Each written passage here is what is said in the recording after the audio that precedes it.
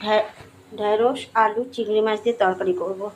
তার জন্য কড়াইতে প্রথমে তেল দিয়ে দিচ্ছি। তেলটাও গরম হয়ে গেছে ভালো করে। আগের থেকে মেখে রাখা নুন হলুদ দিয়ে চিংড়ি মাছটা মেখে রেখেছিলাম, সেটা কড়াই দিয়ে দিচ্ছি। চিংড়ি মাছটা ভালো করে ভেজে নেব।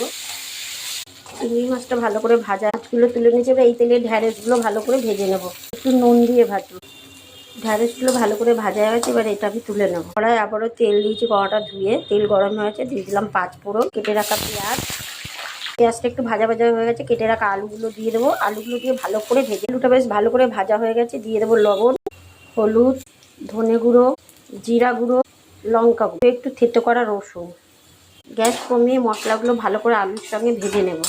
মশলাটা ভালো করে ভাজা হয়ে গেছে, আলুর সঙ্গে দিয়ে দেবো ভেজে রাখা ভেন্ডি আর চিংড়ি মাছটা, দিয়ে এর সঙ্গে একটু বেশ কিছুক্ষণ নেড়ে নিয়ে তারপরে দেবো জল। কিছু ভালো করে ভাজা হয়ে গেছে, দিয়ে দিলাম জল, ঢেকে দেবো। ঢ্যাঁড়স দিয়ে চিংড়ি মাছের তরকারি আমার রেডি। তোমরা কীরকম রান্না করো আমাকে বলো।